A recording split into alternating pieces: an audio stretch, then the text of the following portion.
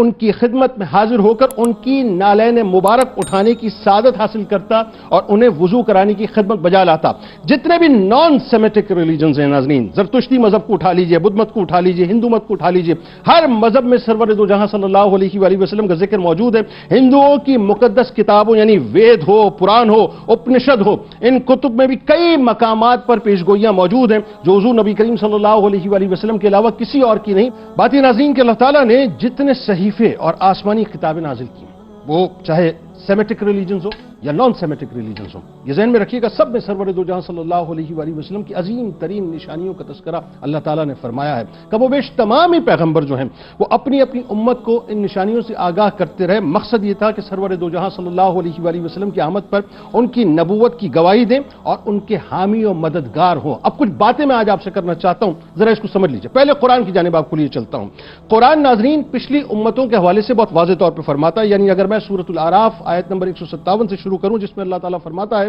جس نبی مکرم کے اوصاف و کمالات کو اہل کتاب اپنی تورات و انجیل میں لکھا ہوا پاتے ہیں۔ چلیے اب ذرا سورہ صف آیت نمبر 6 کی طرف، اور وہ وقت یاد کیجئے جب عیسیٰ ابن مریم علیہ السلام نے کہا اے بنی اسرائیل، بے شک میں تمہاری طرف اللہ کا بھیجا ہوا رسول ہوں، اپنے سے پہلی کتاب توریت کی تصدیق کرنے والا ہوں، اور اس رسول معظم صلی اللہ علیہ وآلہ وسلم کی بشارت سنانے والا ہوں جو میرے بعد تشریف لا رہے ہیں، جن کا نام آسمانوں میں اس وقت احمد ہے۔ اسی طرح سے سورہ نجم کی آیت نمبر 3 اور 4 میں اللہ تبارک و تعالیٰ فرماتا ہے کہ وما ينطق عن الهوى ان هو الا وحی یوحى، یعنی وہ کوئی بات خواہش سے نہیں کہتے، وہ وہی کہتے ہیں جو انہیں کی جاتی ہے۔ اب اس منظرنامے کو ذہن میں رکھیں جو قرآن نے بیان کیا، اور آئیے ذرا یوحنا کی انجیل کی طرف چلتے، باب نمبر 16 آیت نمبر 12 اور 13 میں تم سے اور بہت سی باتیں کہنا چاہتا ہوں، مگر اب تم ان کو برداشت نہیں کر سکتے، لیکن جب یعنی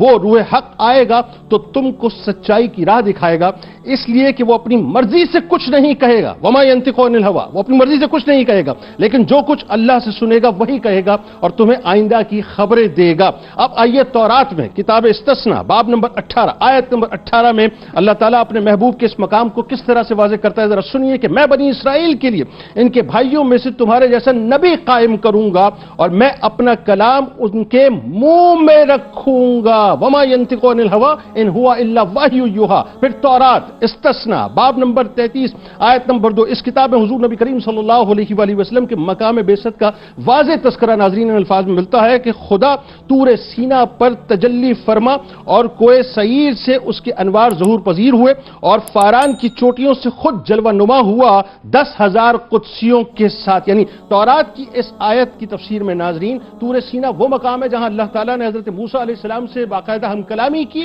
اور آپ کو تورات اسی پہاڑی پہ ملی۔ کوہ سعیر وہ مقام ہے جہاں عیسیٰ علیہ السلام جو ہے باقاعدہ نبوت کا اعلان فرماتے ہیں اور یہیں انہیں انجیل عطا ہوئی، اور فاران کی چوٹیاں مکے میں ہیں جہاں حضور نبی کریم صلی اللہ علیہ وآلہ وسلم نے باقاعدہ جو ہے وہ تبلیغ کا اظہار فرمایا، یعنی نبوت کا جو ہے اعلان فرمایا، اور 10,000 صحابہ کرام آپ کو معلوم ہے فتح مکہ کے موقع پہ آپ کے ساتھ موجود تھے۔ اسی طرح سورہ بقرہ میں ارشاد ہوا کہ جنہیں ہم نے کتاب عطا کی وہ اس نبی کو ایسے پہچانتے ہیں جیسے آدمی اپنے بیٹوں کو پہچانتا ہے۔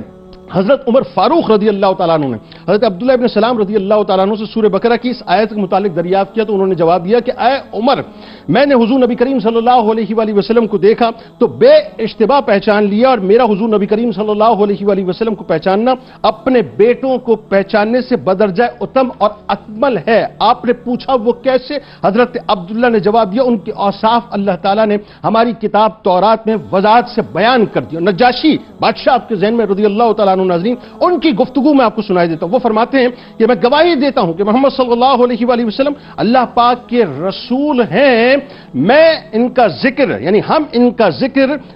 باقاعدہ انجیل میں پاتے ہیں، اور یہ وہی رسول ہیں جن کے آنے کی خبر حضرت سیدنا عیسیٰ علیہ السلام نے دی تھی۔ اگر مجھے حکومتی ذمہ داریاں یعنی جو جتنی بھی حکومتی ذمہ داریاں ہیں وہ آج نہ آتی تو میں ان کی خدمت میں حاضر ہو کر ان کی نالین مبارک اٹھانے کی سعادت حاصل کرتا اور انہیں وضو کرانے کی خدمت بجا لاتا۔ جتنے بھی نان سیمیٹک ریلیجنز ہیں ناظرین، زرتشتی مذہب کو اٹھا لیجئے، بدھ مت کو اٹھا لیجئے، ہندو مت کو اٹھا لیجئے، ہر مذہب میں سرور دو جہاں صلی اللہ علیہ وآلہ وسلم کا ذکر موجود ہے۔ ہندوؤں کی مقدس کتابوں یعنی وید ہو، پران ہو، اپنشد ہو، ان کتب میں بھی کئی مقامات پر پیشگوئیاں موجود ہیں جو حضور نبی کریم صلی اللہ علیہ وآلہ وسلم کے علاوہ کسی اور کی نہیں۔ بہت مختصر سی بات عرض کرتا ہوں، الہ آباد یونیورسٹی سے وابستہ سنسکرت زبان کے ماہر اور معروف محقق اسکالر برہمن پنڈت ڈاکٹر وید پرکاش نے ہندوؤں کی مقدس مذہبی کتاب وید سے جو دلائل پیش کیے ناظرین، اس میں جو کال کی اوتار کا تصور ہے، یعنی کل کا رہنما وہ محمد صاحب صلی اللہ علیہ وآلہ وسلم کے نام سے کتاب لکھی ہے، وہ باقاعدہ ایک شاہکار کے طور پہ ہے